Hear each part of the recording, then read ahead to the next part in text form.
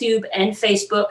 And if you have questions, you can drop them in the comments there, and we will be keeping an eye out for those. We want to make sure that we're talking about whatever is most important for you in the hour that we have ahead.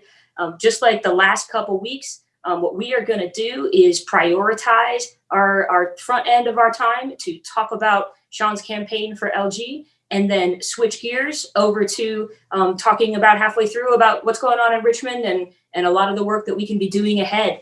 So with that, let me just say that I haven't had the good fortune to know Sean for long, but everyone that I think so highly of thinks so highly of him. And we are very fortunate to have him as one of the wonderful candidates who's running to be our lieutenant governor. You know, it's really a post that lets you make of it what you will. And so having someone with his range of experience in government, as I'm sure he'll tell you about, is really valuable. I think that we are one big team in the General Assembly with our executive partners, and it takes a lot of different kinds of people to make the most of their opportunities. And it's about leveraging the voices of people on the outside and the good work of people on the inside and everyone in between. And so I know from the many hats that he's worn over his career, he has great perspective to bring to all of that. So with that, I will turn things over to Sean and invite him to tell you a little bit about himself and how he came to public service.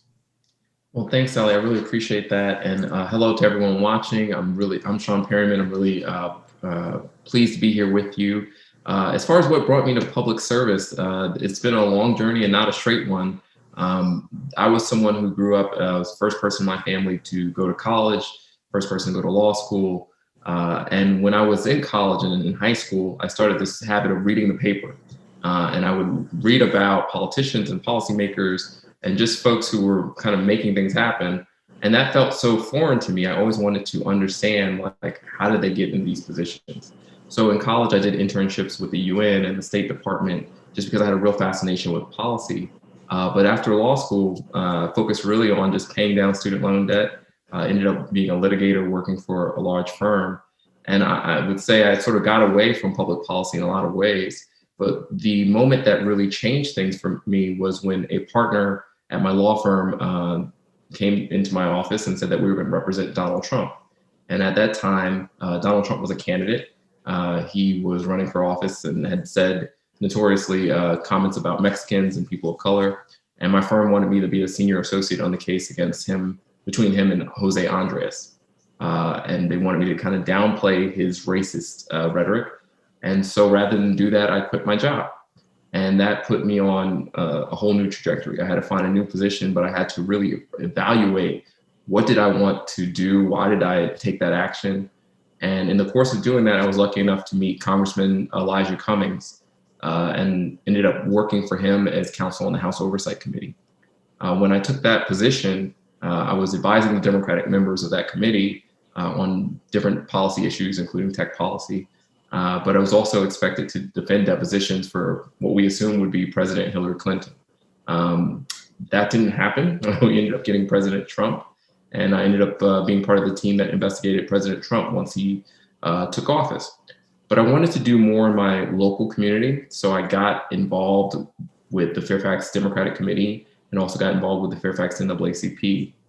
And the reason I did that was because I knew that what we were seeing nationally in the rhetoric from Trump wasn't just isolated to one man. This was part of the systemic racism that we've seen for so many years. And I wanted to be a part of electing policymakers that would change that, and then also doing my part to advocate for better changes.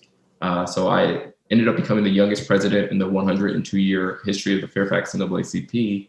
And that's where I've done a lot of my advocacy, whether it's legalizing cannabis, repealing right to work. The NAACP is involved both in the local and the state level. And so that's really where most of my energy in Virginia has taken place. But now I do tech policy. I work at the place called the Internet Association, where I advocate for policies related to diversity and inclusion in the tech workforce, as well as immigration issues and in AI and artificial intelligence. So that's sort of my policy background. But I came to this role of running for lieutenant governor just because I was the president of the NAACP chapter. And when this pandemic hit, I saw that the communities being impacted disproportionately were Black and Latino. And I wanted to do more. Then when the George Floyd murder happened, I was advocating again to our state senators. I actually had a state senator tell me, Sally, that over their 2-week session that they had planned for, the special session, that they were going to solve systemic racism. So there wouldn't be much to advocate on after that. So these are sort of the conversations that led me to that there needs to be a voice at the statewide level advocating for these things that understands them a little bit better and is able to speak to them and help people understand how this lifts all of us up. So that's sort of the long winding road in a nutshell of how I came to this of running for lieutenant governor here in Virginia. Yeah, I think the road to public service is rarely straight. And I find that the people who I'm most excited to see run are not the people who ran because they'd always wanted to, but there became a moment where they couldn't not. And there was something that made them feel like they had to get over that hurdle because there was work to be done and it was best done on the other side. And I think what you said, particularly when you think about our state Senate, is especially important because we have really seen this enormous turnover in Richmond, especially on the House side, and this much more dynamic and diverse chamber that really looks a lot more like Virginia. But our friends in the other chamber are still, I think, an older vintage of politician in Virginia. And I think that that's one of the really special things that the lieutenant governor offers in their post as the president of the Senate is it gives us one more opportunity to get one of those fresh dynamic voices inside of that room and in that critical tie-breaking role for those really pivotal votes that come up in the upper chamber.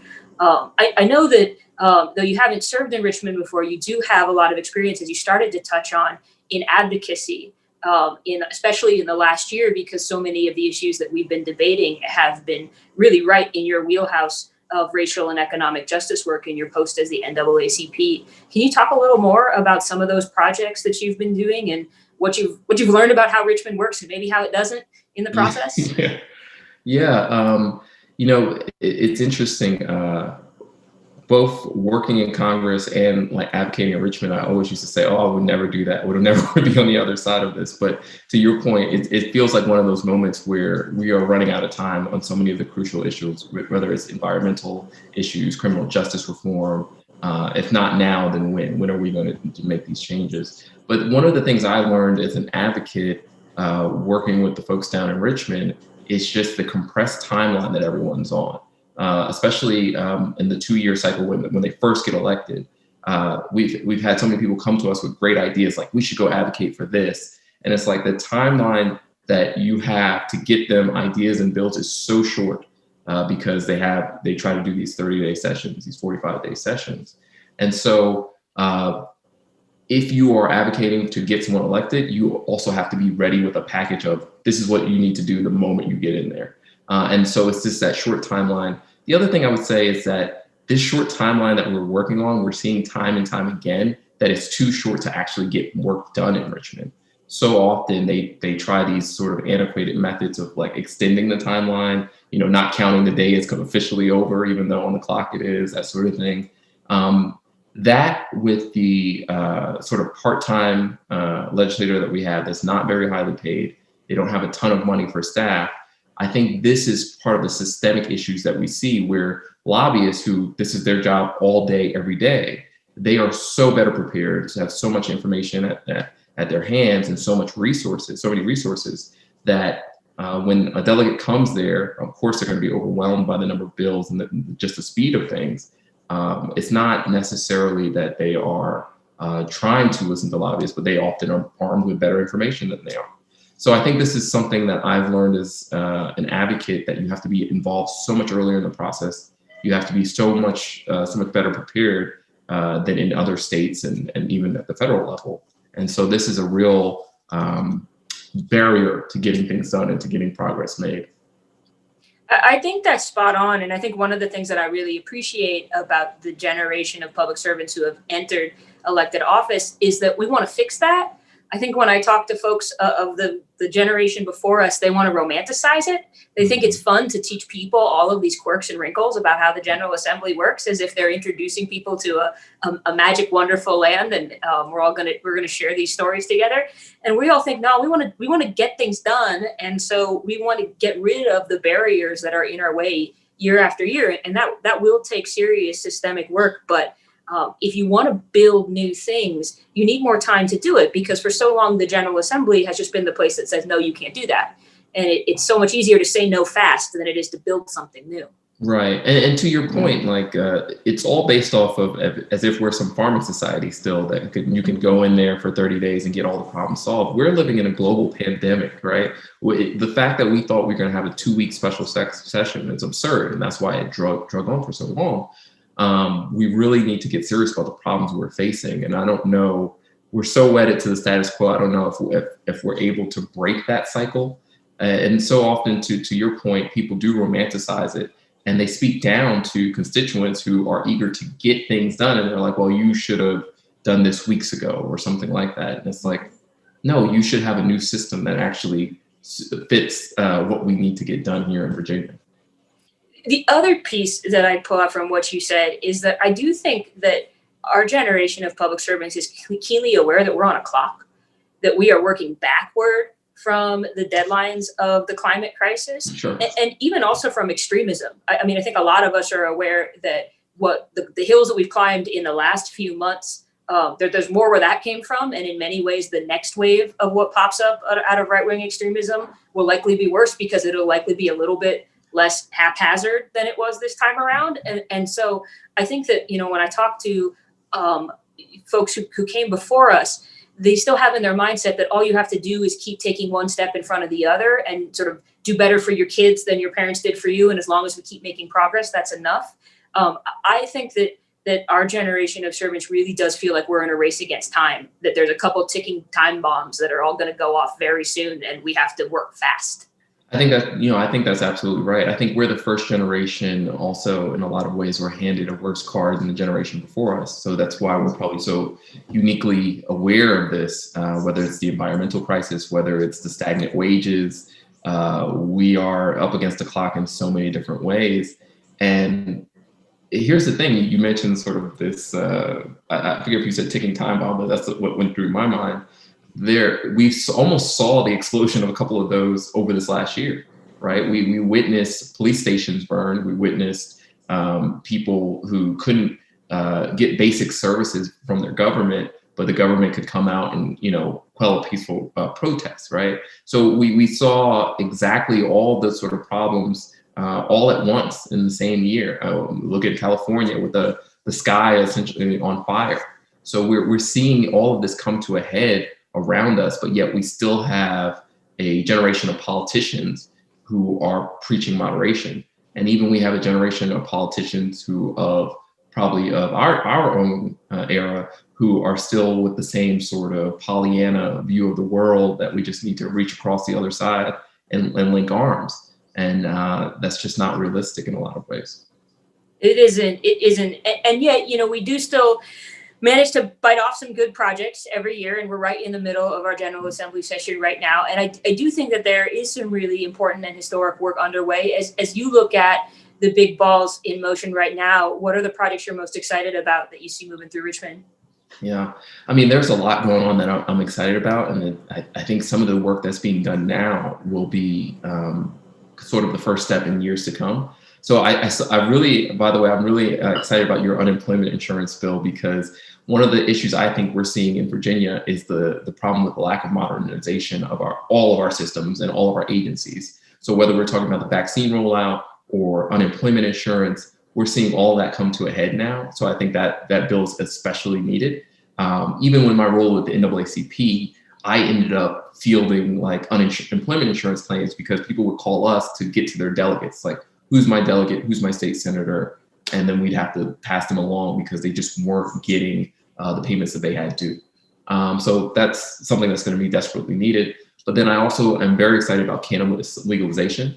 I've been advocating on that since at least 2019. So to see that that's coming along and that's being discussed, but the devil will be in the details for that. It's not enough to just legalize it. We have to do it in a right way, in an equitable way, to make sure we don't essentially legalize it and leave communities behind that we devastated with the war on drugs. Repeal right to work, obviously, is something I've been watching for, as well as campaign finance reform. I think when I talk about the kind of systemic issues we have here in Virginia, if we could pass a suite of bills for campaign finance reform, I believe that would unlock so much progress here, because so much of this is, I think, the undue influence of just big money. And I don't just mean corporations, just people giving tons of money. We have no contribution limits in Virginia, which puts us in the minority of states in the country. Absolutely. And it collides with that professionalization problem we were talking about earlier, Exactly. because if you're going to hold this job, whether it's lieutenant governor or it's delegate, both of them are part-time roles. You are somehow expected to serve well, hold down another job that puts food on the table, and spend all of your time fundraising in this arms war, because we have these no caps on limits. And so we have these really expensive campaigns. And that makes the job unattractive to a lot of people who would be really good servants, because they don't want to spend all of their time fundraising. They want to spend their time doing good service work. And so it drives a lot of good people out of politics, and it keeps a lot of people from varying economic walks of life from seeing politics as an option at all. And it's why we have less economic diversity in the chamber than we could. I would love to hear you talk a little bit more about cannabis in particular, because I know we have some questions coming in on that, especially as an advocate. I think we in the House, that is going to be the chamber that really wants to hold it down on a lot of those justice and equity dimensions, are eager to partner with advocates who can help us communicate to our constituents what our red lines are about how to legalize it right. Because I can absolutely imagine myself in a position in a week or two further down into the session where I'm getting it from one side of constituents who are saying legalize it now, and another side saying legalize it right. And it's going to be a lot of those principled progressives who are caught in the middle and trying to hold down and say, how good is good enough? What partial steps can we take now? And then what, where do we have to draw the line and say that's not good enough, and we're going to have to come back and take another swing at that later? As you really think about the crucial cornerstones, what would you call the non-negotiables that have to be part of a just cannabis package? I mean, I think if you're talking non-negotiables, and I'm someone who's I like to think of myself as pragmatic, so I hate to say non-negotiables. Yeah. Going in like that, but I think automatic expungement should be a non-negotiable. If we were going to legalize cannabis, and we have been punishing, and we know for facts and just statistically, if you are Black, you are something like 3 times more likely to be arrested for cannabis use or possession rather than your white counterpart, who they don't possess or use it at any different rate. It's just the likelihood of being arrested for it. So if we're going to legalize it and allow people to come in and make money off of it, we have to have automatic expungement. The expungement system that we have now is complicated. It costs money, and people are not able to navigate it. So we need to make sure that's part of, I think, any sort of package towards legalization. I was happy to see that Senator McClellan put forth a proposal to legalize it by this summer. So there's kind of two parts to this. When we talk about legalization, it's having the possession of marijuana or cannabis being legal. And then there's also the sale of it. So the sale is going to take a couple of more years for us to set up a market. And I think that is where we will see some of the negotiations and the deals, because it will be, well, where does this revenue go? And I think that if there's not something where, and of course we have to debate the amount, but there has to be some sort of investment in the communities that were directly harmed by this. So that's where I get a little bit more nuanced, and I'm willing to hear different arguments, but it has to be automatic expungement. It has to be immediate legalization. I would say July 1st is the perfect day to do that. In the meantime, while we set up a legal market. I know the governor was pushing for this to be done like the ABC stores. I don't believe that's the right way to go about doing it. But I do commend him for the progress that he's made in putting that forward, because I don't think we would have broke that barrier without a governor saying that this is time to legalize.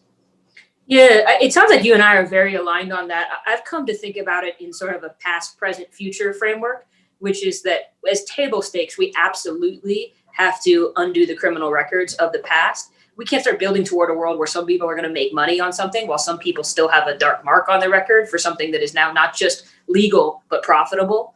And then in the same moment, we can, as you say, end the penalties for legal possession in the present. How exactly we set up the structure of that market for the future so that revenue can come back to the communities that have been hurt most by the war on drugs. I do think building that is a longer project. And so as I think about positioning myself and what are my top priorities, I also put so much weight on automatic expungement and on immediate legalization of simple possession. And then if we need a few more months to set up a thoughtful framework for equitable recreational and commercial use, then I think it's worth taking our time with that, especially because on that front, it's way harder to put the toothpaste back in the tube. If we open the doors to the commercial markets and we have those big vendors come in from out of state, then it's going to be very hard to open it up to the smaller entrepreneurs, particularly from Black and brown communities. And so we can, there's on the first two, we can take big steps in the right direction, but it'll be hard to undo it if we don't do it right on the last piece. I think that's right, Sally. And one thing I would put in people's head is obviously there's a risk of just these out-of-state millionaires and billionaires coming in here and creating a market. But the other part of this that we should think about is not only having people from Virginia get some of the first licenses to do this, but also micro businesses, right? You shouldn't have to have a whole store or dispensary or whatever. If we really wanted to make this equitable, we should make it where people can do this on the micro level, right?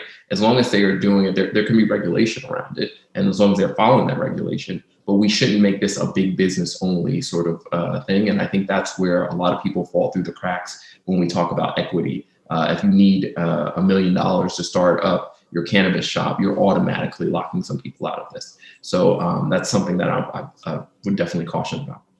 Yeah, for that, I would give a quick shout out to my colleagues in the House Delegates Aird and Hurst and Van Valkenburg. They have really been holding it down on the vertical integration as a red line and saying that that's a no-go for exactly the reason that Sean said, which is it'll make space for those smaller operations, which I think are really important for a vital market where people of all kinds can participate. As you think about maybe the things that you wish were getting more prioritization this session, but are not currently on the docket, where would you most like to see us sort of shifting our priorities or pushing the pace in the future in the year ahead? Well, so many of, like I said, so many of the campaign finance reform bills have been killed. That's disappointing. I think the people, what I've seen, there's been a lot of bills focused on the source of the money, corporations versus Dominion, et cetera. While in my campaign, I'm not taking corporate funds, I'm not taking money from Dominion. I think the bigger evil to me is just the lack of a cap. Whether it's someone who's organized as an LLC or whether it's a CEO of a company, I don't see the distinction, right? If they give you $1 million for your campaign and they have a definite interest, then you're still facing that same sort of influence, or at least the appearance of it. So I think that I would love to have seen more done with that. Also, some of the other things that I've been pushing for this for a while is qualified immunity. We absolutely need to have ending qualified immunity for police officers. And the reason I say this is just transparency and accountability in government is just sort of hallmark basic values that we can all agree to. And what we have here in the current situation when it comes to police is that lack of accountability. We don't have the incentives to force better behavior. And so this is one of the things that I've been pushing for a while now. So I would say those are the sort of two that I wish there was more of a push on. Obviously, right to work repeal is a big one that we're still waiting to see where that lands. But that's another one that's been near and dear and something I've been watching for a while that I hope that we can get done within the near future. Yeah, I think the qualified immunity discussion really resonates here in Charlottesville as related to the conversations we've been having about our civilian review board, because we can pass as many laws as we want in Richmond that legislate how police are supposed to treat residents. We can ban no-knocks and we can ban chokeholds and we can ban all of this bad behavior, but those things are going to happen if we just, and so creating the mechanisms that give people a place where they feel comfortable first reporting it, which they don't, and then actually having an accountability mechanism to ensure that bad behavior has consequences is such a broken part of the feedback loop right now. Because I think some of those bills on policing, while important and well-intentioned, without that feedback loop and without that accountability, how will that behavior ever really go face consequences that it needs for it to really stop? Right. And this is where we see the issues with law enforcement, right? Like when I speak to law enforcement, and a lot of them are there to do a job and do it well, don't want to discount that. But they often say the refrain about the bad apples. Well, we're giving you a mechanism to root out bad apples, and then you're rejecting that.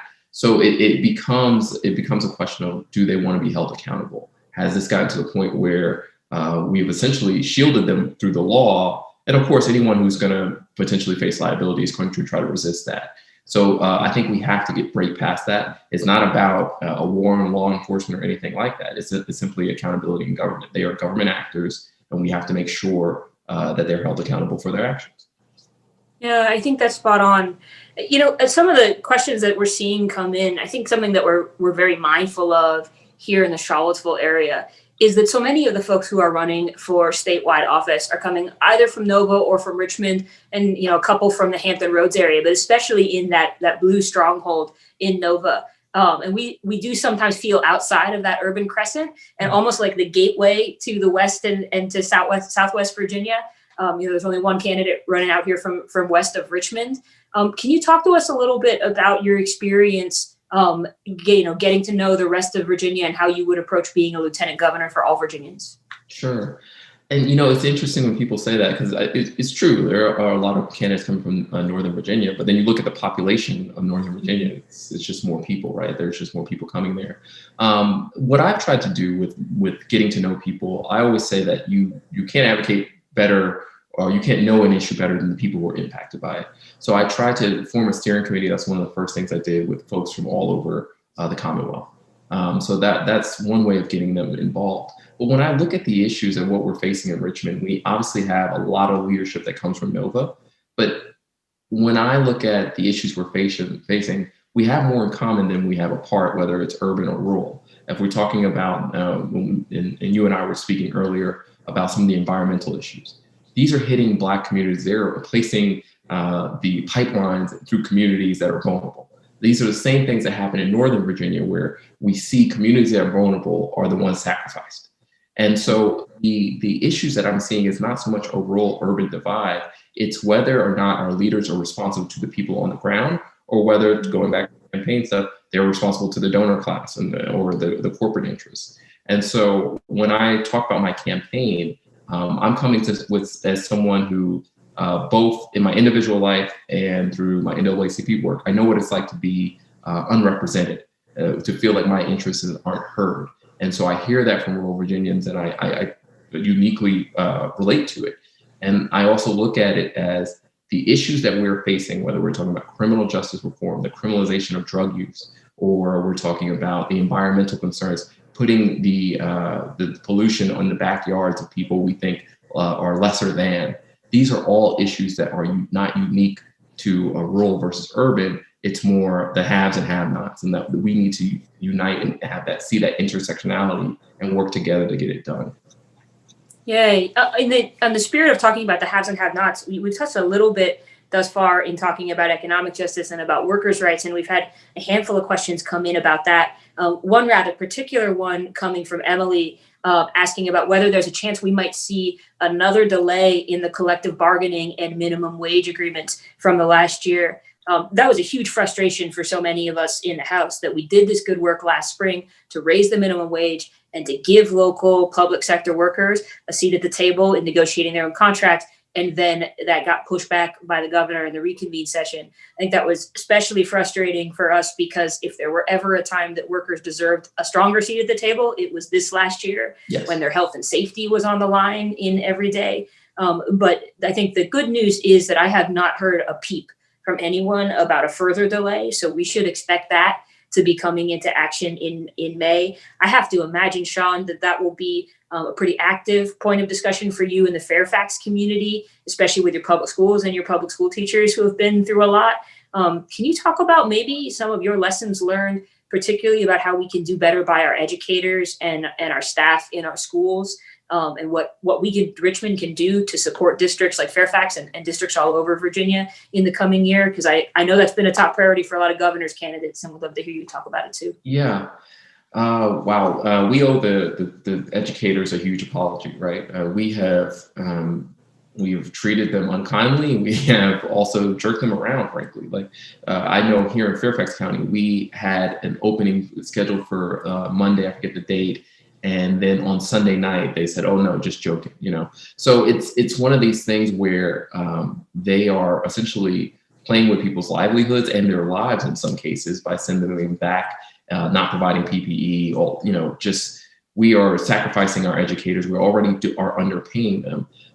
This is why, and I brought this up, I wrote an article in the Washington Post about repealing right to work. And the example I gave was the Fairfax educator, because they don't have the power to unionize and bargain better. They're essentially at the whim of the superintendent and a few angry parents who want to send them back without any worker protections at all. So I think we need to make sure that we are actually investing in educators, but that we're also giving them the ability to weigh in on these decisions about reopenings, weigh in on the decisions about what the classroom looks like going forward. Because, and I think this gets kind of overlooked, but we are in an unprecedented time, of course, but we keep talking about going back to normal. I don't think we ever go back in the same way as before. And so we have to make sure we are talking to our educators to make sure that what they need is what their needs are being met. For some in certain parts of Virginia, the infrastructure alone of the buildings on average are 50 years or older for the school system. So it'll be infrastructure projects. For some, it's broadband access. So we have to understand what the problem is and how to address it. But I think as a lieutenant governor role, one of the things I want to do is be a better partner to localities. So often I hear as I'm traveling through the Commonwealth and talking to people virtually is that essentially either whether it's vaccine rollout or school closings or whatever, they feel that the decisions are coming down from on high and they really don't have a voice in that. And I think that if you had this conduit, now obviously the lieutenant governor presides over the Senate, but there's nothing to say that you can't be a middle person between the state and our localities and to figure out how do we navigate some of the issues that we're going through. So there's a lot to be done, but I think it starts first and foremost with making sure we're actually listening to educators, the ones who are in our buildings doing this day in, day out, and who are frankly suffering the most during this pandemic because they're expected to both, teach, parent, do everything all at once. So it's a challenging time, but I think it starts there, and it starts with compensating them fairly, but giving them a voice at the table is probably the first place to start. I really appreciate the way that you put that, because you didn't just say we owe them a thank you. You said we owe them an apology. And we often don't get there, and we owe them better. And I think that that's something that advocates for better labor rights in Virginia, we collectively can do to help, I think, bring more people into the fold. Is that I think sometimes people think that bargaining rights are just about better pay, and they are. Virginia is bottom of the barrel, literally last in the country when it comes to relative teacher pay, our teacher salaries relative to cost of living.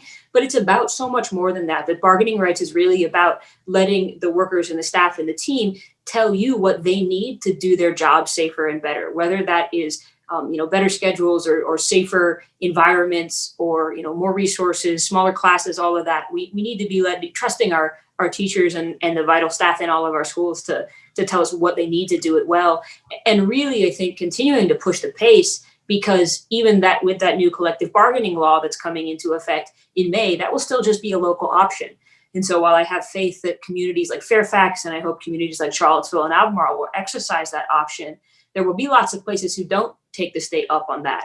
And so having really strong labor laws at the state level, and having really strong advocates for labor rights at the state level will help us push in the further direction to really get rid of our bans on collective bargaining wholesale, get rid of right to work, so that we can ensure that those laws touch every corner of Virginia and not just the places that are most excited about doing that. And we're also dead last in the country just for workers generally, right? For worker protections, worker rights. We're starting to get better, but we're first for business and last for workers, which I think it says a lot about where our priorities have been over the last few decades. Yeah, absolutely. For those of you who might just be coming in with us halfway, remember that there are two spots where you can watch. There's YouTube and there's Facebook, and there are places where you can comment on both. And we are getting more and more good questions coming in, so please keep them coming. We'll make sure we incorporate them. We got a question that's also about education, but from a very different angle. There are a handful of bills coming up from our colleagues across the aisle that are particularly interested in various methods of supporting private education, either through school vouchers that families could use to take to private schools because they are fleeing the public schools right now, or funding that they can use to provide more education at home. Can you talk to us about how you feel about those proposals? I haven't looked at specific proposals related to that, but I typically don't support school vouchers because what you're doing is you're taking public funds and essentially allowing someone to take them and use them for private use to go somewhere else. I think that that money needs to be invested in our public schools. It's not like we are dealing with public schools that are overfunded. Traditionally, we're underfunding them, so I wouldn't support giving parents the right to take vouchers and go to a private institution. Yeah, and there are variants of those policies over the years, but in many ways, they're all echoes of the segregation that roots our schools here in Virginia and has only gotten worse since the era of massive resistance. I mean, empirically, our Virginia schools are more segregated than they have been in the last few decades. So there's different ways of effectuating that for each generation, but Yeah. but I think a lot of us are very invested in trying to turn that tide. Other good questions that are coming in here. One rather specific too as well. This one from Tammy and Louisa. She is asking about the CRBs. I know that you've been involved in the CRB in Fairfax, right? Yes. And we know we have We're one of the first counties to get one. Yeah, and us here too in Charlottesville. Would love to hear you talk about that. You know, what you learned about doing that right, because I know that CRBs have been started but fizzled in a lot of places. And then maybe also for folks that are in Louisa where they don't have a police department so much as a sheriff, would you support expanding the CRBs to them, and what guidance would you give them in those communities about how to follow your lead? Sure. So for those that may not know, the CRB is the Civilian Review Board or Civilian Review Panel. And essentially it's the folks that you select, and there's different ways of doing it to conduct oversight of the police. In Fairfax, we have a CRP, what we call a Civilian Review Panel, and then we also have a sort of ombudsman who works with them. Part of the problem that we've seen here in Fairfax, and I would say other places as well, is that these boards and panels don't have subpoena power. So imagine you're conducting oversight. What you're essentially doing is looking into the investigation that the police have done of themselves. So just for people that are aware, someone makes a complaint, the police do the investigation first, and then the CRB will then review that investigation. But let's say they don't agree with it. They don't have the power to independently ask for the documents or the evidence themselves. They can only send the police back to do essentially a re-investigation of their own investigation. There are several problems that I would say that I would flag for people with the Civilian Review Panel. One, it's marketing. People don't have to know it exists, and that if they are feeling that they were abused or targeted in some way, that they know that this is a mechanism for them to launch a complaint. The other part of it is if there is a civilian review panel, if you are to file a complaint, does that go through the police? We have a lot of people who are unhoused here in Fairfax County in Northern Virginia who claim that they've been harassed by the police, and then you're telling them, well, go file a complaint with the police. That in and of itself is a barrier to them actually getting that there. And then so I would say making sure that it's a known entity, that there's a process in place where they don't have to go to the police department, and that you have some subpoena power so that the board actually has teeth where it can look for evidence. The other part of this too is that they, depending on how your panel is set up, sometimes they can't make recommendations, systemic recommendations. So even if they've seen a case over and over again where it's the same sort of issue, they're only able to comment on that particular case. And so making sure that they can make a set of recommendations that will actually benefit your locality. Because what you're trying to accomplish with the Civilian Review Panel is two things, I think, is accountability, but then you're also trying to install trust in the system, that people have the trust that I can go to someone, I can launch an investigation against the police, and it will be taken seriously, and it won't be essentially trial by their colleagues. It will be an independent body that can look into my complaint. So this is some of the things that I've seen working in the Fairfax system and looking at CRBs throughout the Commonwealth. But I think the subpoena power, the marketing, making sure that people can do a complaint that they know won't go before the very people that they are saying are harassing or abusing them. every bit of that is what we hear from people in our community here in Charlottesville, that incidents with police are wildly underreported because people don't feel comfortable going to the very agency that caused the problem, and that ability to provide not just case by case review, but also those systemic recommendations is really the only path for us to getting to better. I hope all of you who are tuning in and are thinking about not just what's the work that's happening in the General Assembly right now, but about who might have your vote this June, can hear all of the detail that comes from Sean's experience in that local level organizing. You know, when you hear somebody say, I want to be a good liaison between Richmond and the local level, that's born out of real experience and understanding that so much of what Richmond does is empower localities with new tools, but it really does depend on the nuts and bolts implementation of how it gets carried out. And if we believe, as we say we do, that good policy is rooted in the people living out their lives, then we have to care about how that handoff actually happens. And in the same way that Congress empowers the states and the states empower the localities, having a clear sense of that spectrum and where do you have to dig in order to give people real meaningful policy is really important. With all of that said, with the time that we have left, Sean, is it okay if I spin back to some like political campaign questions a little bit? We had a chance to have our I was saying, sure, of course. yeah. We've had a chance to have our good policy talk, and though I wish that was everything that we got to do, there is of course politics to be had, and we have people with good questions about that. Can you talk a little bit about what you would think of as your markers of success? Like, suppose that we are fortunate enough to have you in the LG's office for the next 4 years. If you were to look back 5 years from now, you know, what do the goalposts look like? What would winning be? Wow, that's such a great question. It's hard to say because I'm going into the election, I feel that's probably the most uncertain in our history, right? Where are we going to be as far as vaccination rollout? Where will we be as far as our economic recovery by the time I take office? It's also hard to say. I think depending on where we're at, getting people fully back to work, making sure that everyone who wants a vaccine, has access to it, and getting our people back to school would be huge successes. That said, I don't know where we will be by the time I take office. I'm hoping all of those things are taken care of by then, but we don't know. The other markers of success, I would love, right now, we are talking about setting up our legal cannabis market. By all projections, that will be by 2023 or 2024. I would love to be a part and a voice of that, where we set up a market which allows Black and brown entrepreneurs to be a part of that market and thrive in it, that we have automatic expungement. So having a voice in the equitable setup of the regulated cannabis market here would be a huge success for me. And then the other thing, and this is sort of like the moonshot, would be getting some sort of universal broadband that's throughout Virginia, whether that's through public-private partnership or treating it like a utility like we do our lights. We absolutely cannot go back to the situation where we're in now, where some people do not have access to broadband. It's too critical an issue for the entire Commonwealth. So these are some of the things, that sort of big things I would like to see on the horizon. But there's so much room for improvement. There are so many things that we can tackle here in Virginia together. But those are sort of the moonshot things I would love to see happen as if I was your lieutenant governor and have a hand in that.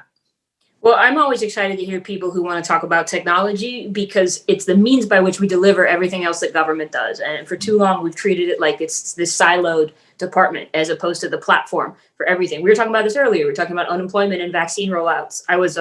We had a briefing last week from Secretary Kerry in the health department and some of the doctors who are leading up the vaccine charge. And I told them, I was like, I can't go back to my constituents one more time and tell them the state doesn't know how to make a sign up form. But you're signing up for a lot of things. You're signing up to renew your DMV license. You're signing up for unemployment. You're signing up for your vaccine. And time after time, that process falls apart because we don't have, I think, leaders who are tech savvy inside who can make all that go well. You know, I do tech policy for a living. So this is something where on the tech front, we have so much room for improvement. Like, we need to have a cloud first policy yesterday, right? Where we have everything on the cloud. We have to talk about the different agencies. Right now, they're siloed off in terms of data, but there needs to be better data sharing, just because if we're talking about education, health, criminal justice, while there are privacy concerns, we can deliver better services if the agencies are sharing the data better. And then that all goes into having cloud first policy so that we're not having actually physical papers. And then the resiliencies. We saw in October right before the voter registration deadline, a single line was cut, and that put down the whole voter registration system. So these are things that we have to be completely cognizant of. Fairfax County has the 10th largest school district in the country, and we saw a ransomware attack. These are, and some of that was just through sheer negligence in how we update our systems and go about doing that. So there's the tech front, especially at the state level, is a huge area where that gets overlooked, and it's kind of seen as the last thing that gets done. But even though it's not the sexiest policy area, it's an absolutely crucial one that dictates how well we're able to do all of this, from the vaccine response to unemployment insurance. All these things, like you said, are so dependent on our technology. Yeah, totally. That's why it's exciting to have someone with both a legal background and a tech background in that role. I have come to start telling people that we write two kinds of code. We write legal code and we write computer code, and you need both of them to run well in order for a policy to take off. Because I think we see what happens when lawyers imagine how computers work, or vice versa. I think you're spot on that we run into problems where good ideas die because the data aren't integrated enough for us to do it.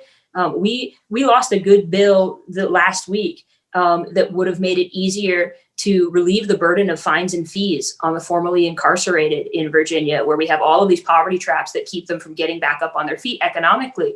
And that's because there literally isn't a data pipe flowing between the system that keeps track of their charges, like what were they convicted of, and the system that tracks the balance due. Like the financial systems and the criminal systems are separate, and people get told we can't do that. And even though it's so conceptually simple and would provide meaningful justice to real people, because there aren't those connections, and people didn't design those systems with accountability and human kind of centric structures in mind, we don't get to ask those good questions or pass that good policy. And it's a problem because it means that people in Richmond are passing laws with consequences that they can't monitor and they can't be held accountable for, because the data don't exist to talk about just how well or how not so well the policy is working in practice. No, that's exactly it. And part of the problem is, and this is more, I guess, getting too philosophical, but we've gotten to a point where government is really good at data sharing for surveillance and things that harm people, but they're not good at data for delivering better constituent services. So we have to break out of those silos and figure that out. But it's something that we see in law enforcement. They can figure out how to take your driver's license photo, throw it into a facial recognition system, but they somehow, when it comes to just as you said, giving you a better service to get rid of your record or anything else, that's where they have the hang up. We've got a handful of good questions coming in from folks who are here in the Charlottesville area, have relatively specific questions for me about our local schools and broadband, about our local vaccine rollout. And I will be happy if you want to shoot me an email, or I will hop in the comments after we talk tonight to make sure you get answers to those questions. But with the 10 or so minutes that we have left, I want to give Sean a chance to talk about a couple other big things. One of them, which is voting rights and election reform. We talk a lot about what we don't get done in Richmond, but one of the things that I've been proudest to be part of in our work is the sea change in voting rights advocacy, and just how invested this new cohort of Democratic leaders has been in protecting the right to vote and in creating elections that are more meaningful and responsible for everyone. As you think about what we can continue to do to create a vibrant democracy for the very first time, that's really inclusive and responsive to everyone, what do you think should be on the next steps for Democrats as we think about delivering a better democracy? In terms of voting about voting reform and election rights. I mean, we've got some good things. There's some nuts and bolts things that are getting done in session right now, making permanent some of the protocol that we had from the last election, like drop boxes and all that. But as you kind of look to the future, we got some good things done, but I know that there are folks who are interested in more systemic overhauls to how we vote. Yeah, and so when I talk about this, a lot of times I try to remind people that so much of our system is based off of Jim Crow and has these racist origins. Whether we look at right to work, whether we look at some of the other issues that we talked about as far as criminal justice. So one of the things that I've been a proponent of is obviously expanding access to the ballot. I tell people that my mother, who's still alive today, grew up without the right to vote. And here I am, one generation later, running to be on the ballot and to run for office. And so the legislation that we passed is so meaningful. But for me, I never, and I think this needs a constitutional amendment, I've never understood why if you're arrested, you lose the right to vote. That is something that's not done in other countries. It's also something that is very firmly rooted in Jim Crow law. If you didn't commit some crime related to voter fraud, you should not lose your right to vote. So this is one of the things that I've sort of been on the outskirts. We talked about automatic restoration of rights, but I think in the near future, we will probably see the conversation, and this is probably far left to most people's thinking on this, but I think it will change that in the near future, we will talk about why do we take people's right away just because they were arrested or convicted of a crime. There's nothing to indicate that people who are serving sentences are less informed about the issues. If anything, they're probably more informed in a lot of cases from the inmates that I've spoken to. And again, if we want them to become full citizens again, there's no reason why we shouldn't allow them to vote. So this is one of the issues I would love to see happen in the near future to expand our democracy even more. Yeah, I appreciate you elevating that voice because it's one that I share, and I think you're absolutely right that it's moving from the fringes to the mainstream fast, and you're definitely among friends on that one. So maybe with the last bit of time that we have left, we've got a handful of folks who are just starting to get their head around this vast field of people we have running for lieutenant governor. They had a chance to meet a couple of them already in the last couple of weeks. They know that there are more coming. All of them wonderful, exciting people from very different walks of life who would bring different voices and talents and experiences to the job. But as you know, when you're running with people, people are starting to try to figure out who you are relative to each other. And while I have the good fortune of being able to love all of you equally, as you start to talk to voters who are going to bubble in a name, how do you think about clarifying who you are in particular and what you would especially bring to the job? Yeah, sure.